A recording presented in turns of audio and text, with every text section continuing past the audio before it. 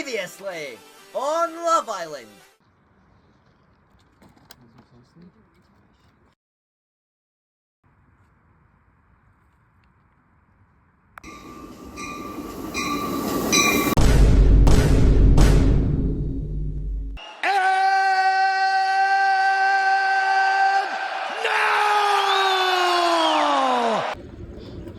I think Google Maps is setting me up.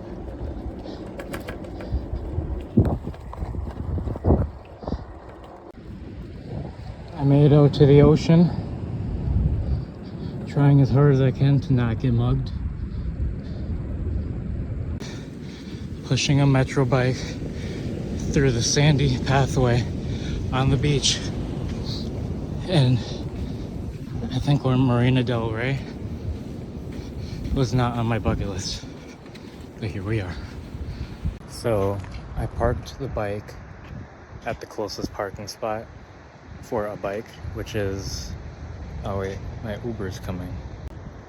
Anyways, I parked the metro bike at the closest spot to the airport, or at least I thought it was the closest spot to the airport, and it's on the beach. And little did I know that it's still 5.7 miles away from the terminal that I need to go to. So I kind of just gave up and I called an Uber. I spent $7 on the bike, which isn't bad for going 20 miles. And then I spent $10.71 for the Uber, which is still a really good deal, but that's $17 for the Uber and the bike when I could have just taken the flyaway from the Union Station. But you live and you learn. But what happened on the bike was Google Maps was bringing me to kind of this biking route through LA, and it followed I think it's called the LA Canal, or whichever canal that is. It followed along it and it would go up and down. It's this narrow little two-way junction where there is no one on it, there's no lights. It's just this dark horror movie looking alley bike lane. So I'm biking, I'm checking behind me the whole time. Most of what I can see is my backpack, because I have a bag about the same size as me strapped to my back. But I kept looking back, no one's there. Look back again, no one's there. And then I go under this tunnel, pitch dark.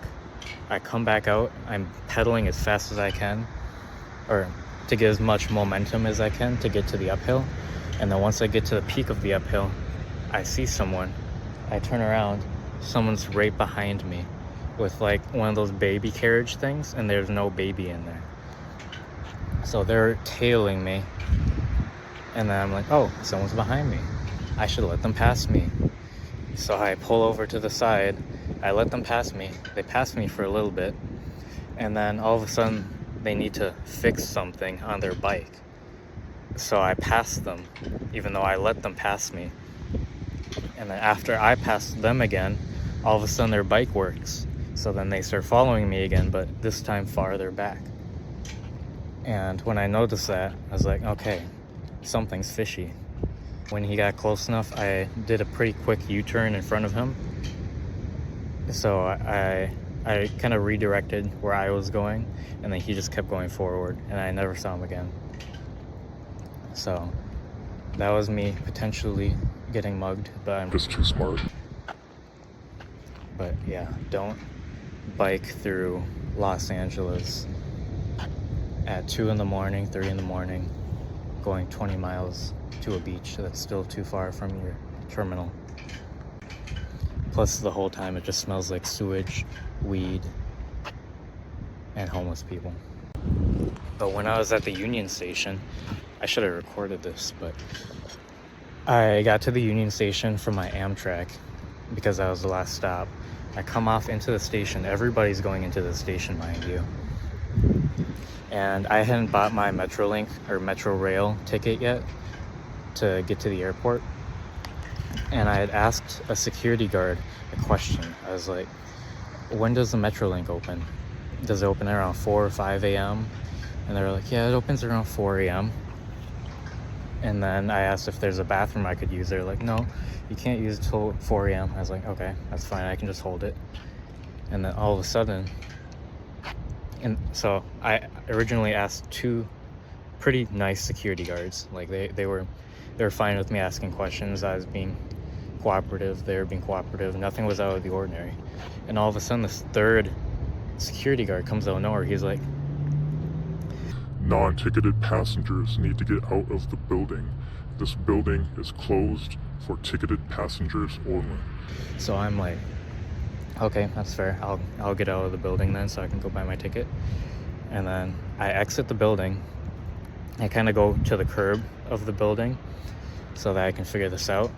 And then as I'm pulling up the website, this guy comes back out again. He's like, Non-ticketed passengers have to get off of the premises of the property. I was like, okay, yeah, you just told me to come out here, so I'm out on the curb now, but yeah, I'll move again. I'm just trying to get my ticket done. It's like, You need to go around, you need to go down the street and to the right. I was like, okay. So I went down the street to the right to where there's these metro bikes. So I'm like, okay, I don't want to deal with this guy anymore. Even if I can get my ticket, I'd rather not be in the same building as him. So I'm trying to download the app for these metro bikes, which it says they're $1.75 for 30 minutes. So I was like, if I can make it in 90 minutes, that'd be a pretty good deal, right? Which, foreshadow, it took me about 2.25 hours. But anyway, I'm trying to download the app for these metro bikes, and then this guy comes out a 3rd time. He's like, Non-ticketed members need to get off the premises. I told you this multiple times. I'm like, I'm trying to get a bike. And he's like, No, you need to get off the premises. and then I show him that I'm trying to download the app for the bikes that are on the premises, which are like a block out at this point. And it's in a parking lot, at the very corner of a parking lot, far away from the Union Station. I show him downloading the app, and then he's like, oh, you should have just told me that the first time. I was like, I just told you that. And he was like, communication could go a long way, man. I was like, okay, I apologize for that. Moral of the story, that's what drove me to bike 20 miles, make very little progress. But now I'm on the beach. It's cold, it's windy, and I'm waiting for an Uber. So sometimes cutting corners and trying to save money doesn't work out the best. But once I get to the airport in a second here, I'll kind of do a rundown on the John Muir Trail. A few moments later. Hey guys, it's Wednesday, June 24th today, and it's actually a week since I've got back from the JMT. And the reason that I'm back so early is because I ended up bailing out in Tuolumne Meadows, which was about 30 miles from me in, because I did the Half Dome hike. Over the past week, I've done a lot of thinking, mostly about the trail itself. And it's really crazy how your brain kind of tricks you into thinking that you're not where you're supposed to be. Because the whole time that I've been off the trail, I've been asking myself, why am I not there? Like, it was so beautiful there. I loved the scenery. I loved staying at Cathedral Lakes. Half Dome was a once-in-a-lifetime experience that it's been on my bucket list forever. Like, why am I back in Minnesota? But while I was on the trail, I was kind of convincing myself. It was actually on a switchback that I had convinced myself to bail out at Tuolumne Meadows. I was on the Cathedral Pass, and it's crazy how much your emotions can change so much on the trail. Like, I'll be going downhill, and I'll be thinking to myself, wow, I can do so much mileage. I'm gonna get this done so quickly. I'm gonna be on time. I'm gonna do the whole trail, and I'm gonna be able to do Mount Whitney when I say I'm going to. And then all of a sudden it goes uphill, and you're just contemplating your whole life, and these mosquitoes are swarming you by like the dozens, and the longer you stand there, the more mosquitoes multiply over you, and it doesn't matter how much bug spray you use, they're still surrounding you. And like it wasn't even enjoyable to filter water because these mosquitoes would just swarm me the whole time. But anyway, I mentally came up with at least 5 reasons why I shouldn't be on the trail. And that's kind of why I decided to go off the trail. So, as I was saying, I had kind of left the valley and I was entering this portion of forest, which is also known as the Cathedral Pass, where the elevation goes higher and it transitions from like granite faces all around you, kind of dead forest area, open space, blue skies, into this eerie, dark forest where it's thundering. And I saw a bear enter, or while I was entering it, I saw a bear. It's kind of this dark, eerie experience, and you always feel like something's watching over you, and there's nobody there. So I'm looking over me the whole time, and it's kind of creepy, you know? So I go through Cathedral Pass, and I'm kind of on this uphill. And as I was on this switchback, kind of contemplating my whole life at this point, I was thinking to myself a lot. I was like, I really miss Vanita. I miss my dogs. Everybody's worrying about me. I hate these uphills. My legs were getting a lot better at this point. I was starting to develop my hiker's legs. But I was like convincing myself that I'm so behind on this hike. Like, I should be at Cathedral Lakes already.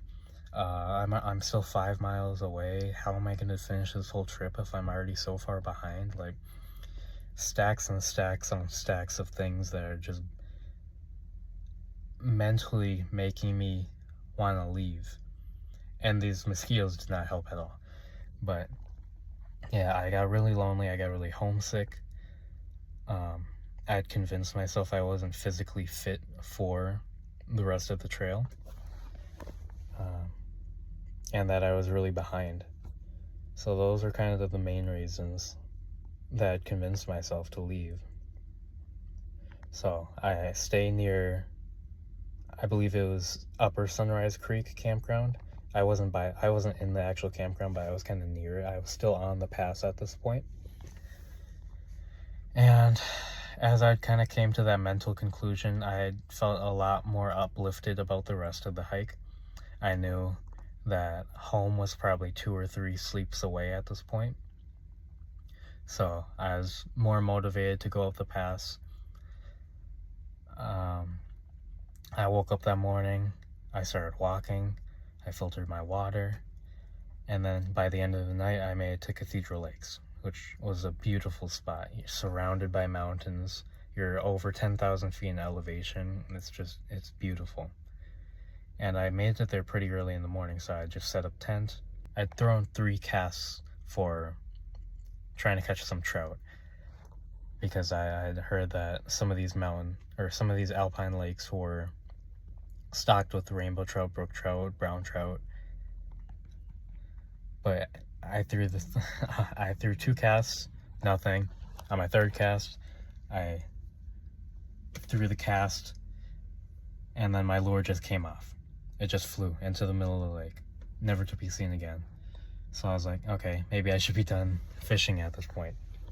So I go walk around the lake, I walk around the creeks and where the glaciers are running off, all around the lake. Not a single trout was found by me. So I came to the conclusion that Cathedral Lakes doesn't have trout. But after looking it up on Google, it says that it is stocked with trout, especially by the glaciers. So that was my experience at Cathedral. Went to sleep after, mind you, all my devices are dead. My camera's dead, my solar battery charger was dead. Like, it didn't work the whole trip. I had to strap it to the top of my bag. It claimed it was charging, but it wasn't charging at all. So if you're looking to do a trip like this, don't get a solar charger, or at least the one that I got. It was from Walmart. And it sucks because I was missing the footage that I would say is the most beautiful part of the trail so far. So that was kind of a bummer. But then I wake up in the morning from Cathedral, optimistic. I probably woke up at like 4:30 in the morning because the sun hadn't risen yet. but I could feel that the sun was coming up soon. You could see like a very, very dim brightness coming from over the mountaintop. So I had felt that the sunrise is coming, packed my stuff. As soon as the sun rose, I was ready to leave. I had my bags packed, I had my tent packed up, everything was ready, and Tuolumne Meadows was about 5 miles away, which I got there at 8 o'clock in the morning. So, not exactly sure when I started. I think I probably started like 5:30, 6 o'clock maybe. I got there at 8.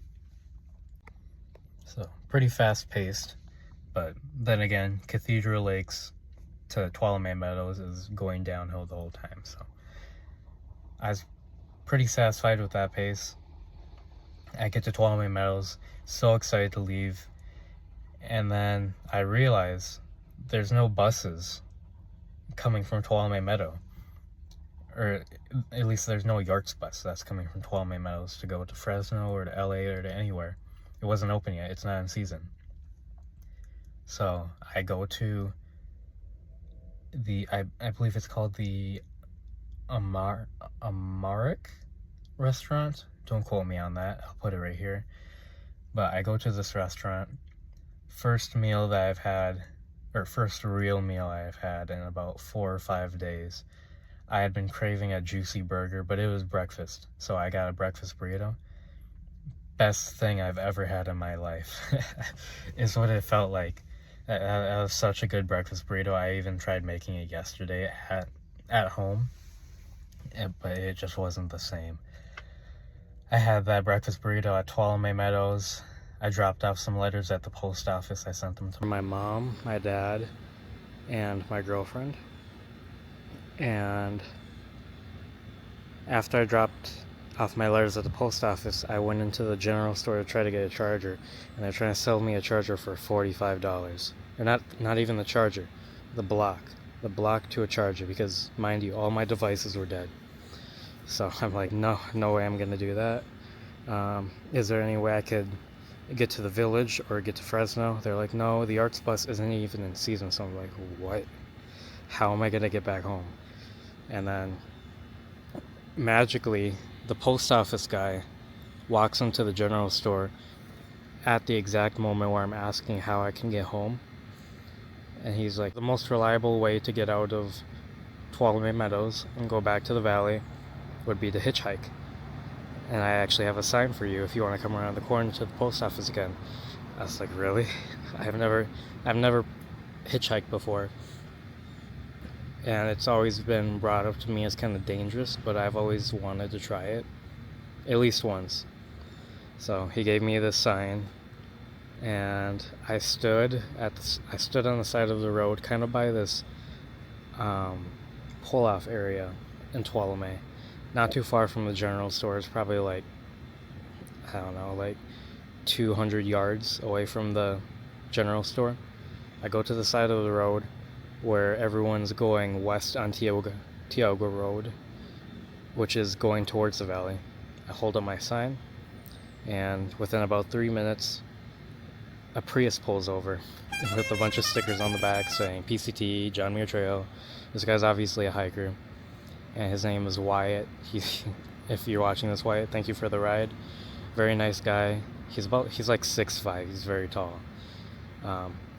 And he said he was heading to the valley to meet with his wife, who actually works there, so that's pretty cool. I didn't know people lived in the valley, but obviously people work there, so that makes sense. So Wyatt brought me back to the valley. I offered him the rest of my fuel canister and my bug spray, my DEETS-free bug spray, as a peace offering for giving me a ride. Get back to the valley. And then I had to call up Yarts to see if I could get a ride, because I couldn't reserve it online due to it being too close of a time slot, as in you're supposed to reserve it over 24 hours in advance. It was only about 4 hours until the next ride, which is at 4 p.m. I think I got to the Yosemite Valley around noon. And I also got my phone charged in Wyatt's car, So that was a big game changer. I got to about 40% in that whole ride. I think it took like 40 minutes to get to Yosemite Valley from Tuolumne, so about a percent per minute, which is pretty nice.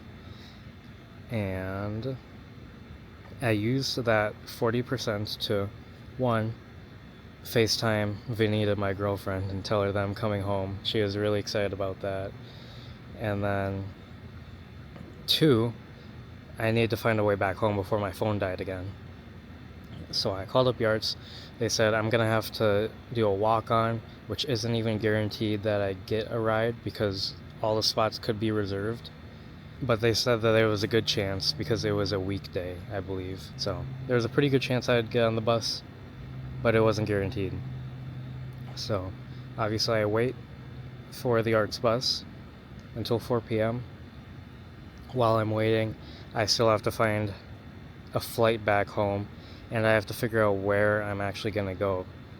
So I look at flights from Fresno to MSP. It was about $600 for a one-way flight from Fresno. But obviously, it was the next day, so it kind of a priority thing.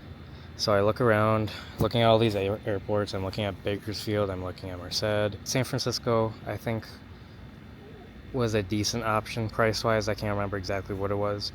But then I ended up going to LAX. LAX was about $150, I believe, for a one-way back to Minneapolis.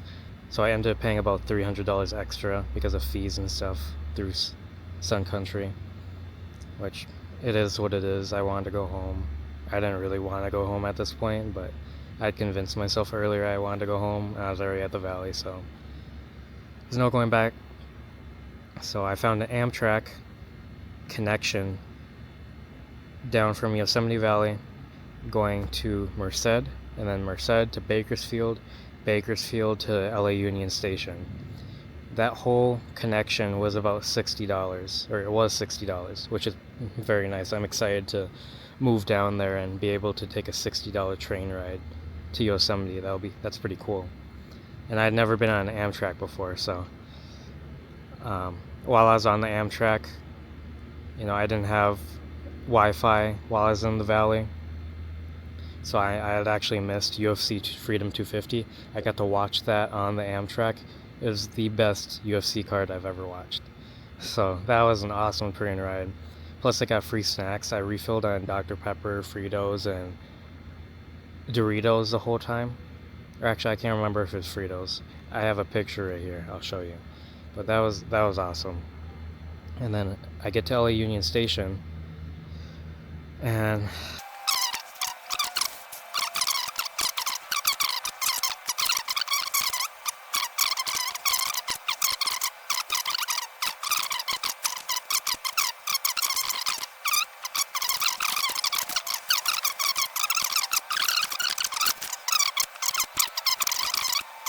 after all that happened, I ended up getting to LAX via my Uber. And then I had to wait, I think, about 4 hours until I could even go through security because the Sun Country gate wasn't even open, like as in the check-in area. I couldn't go through the check-in to get my bag checked until 2 hours before my flight. So then as soon as that opened, I went to the Sun Country gate, checked my bag, went through security, and then just waited for a couple hours. Oh, and then once I finally got to my gate, I was so low on sleep because I had been biking all night that I took a little nap at my gate. And as I woke up from my nap, I heard on the intercom, "Final call for all boarding to Minneapolis." And I take a look around me. Nobody's at my gate anymore. And there's one lady at the actual gate checking people in, and there's no one else in line. So I rushed. I grabbed as much stuff as I could. I'm pretty sure I grabbed everything, but I wouldn't be surprised if I dropped something in the LAX airport. But I picked up my stuff a second after I woke up, and I ran to that gate, and she surprisingly let me in as the very last person on the plane. And then I flew to Minneapolis, had Vanita pick me up, and that's pretty much my John Muir Trail story, or should I say John Muir fail. It was a great experience. I'll definitely be back on the trail. I regret a lot leaving the trail. I didn't prepare for the mental aspect of being on a long distance trip like that. I thought it was mostly all physical, which, being honest, I didn't prepare for the physical portion either, but I got used to it as I thought I would. Cardio wise, my legs were shot the first day, but second day they were completely fine. I could have done the miles that I wanted to, but I had convinced myself mentally that I couldn't. I convinced myself I was behind. I didn't want to eat because the freeze-dried food was disgusting. But I wanted to go home. I didn't want to eat anymore. And I just questioned my whole reasoning as to why I was out there. Which I knew that'd be important coming into the trail, is I would need a why. But I guess I didn't have a very established why, which is one of the reasons I ended up leaving. And also the mosquitoes suck. That was one of the worst things on the trail by far, was the mosquitoes. You just get swarmed by them. You stand in one place for more than a second and then they multiply around you. And I can't even filter water for more than a minute because they just swarm you. And no matter how much bug spray you put on you, I put it felt like gallons and gallons of bug spray on me every couple minutes, they still swarm you. It's the worst thing ever. So next time I go, I'm going to have to prepare for that. If you're going on the John Muir Trail, prepare for the mosquitoes. Bring clothing that will keep you protected from mosquitoes, even if it's hot. Like I was wearing my jacket and my pants while I was walking, and it was hot, but it was worth it because otherwise the mosquitoes would just kill me.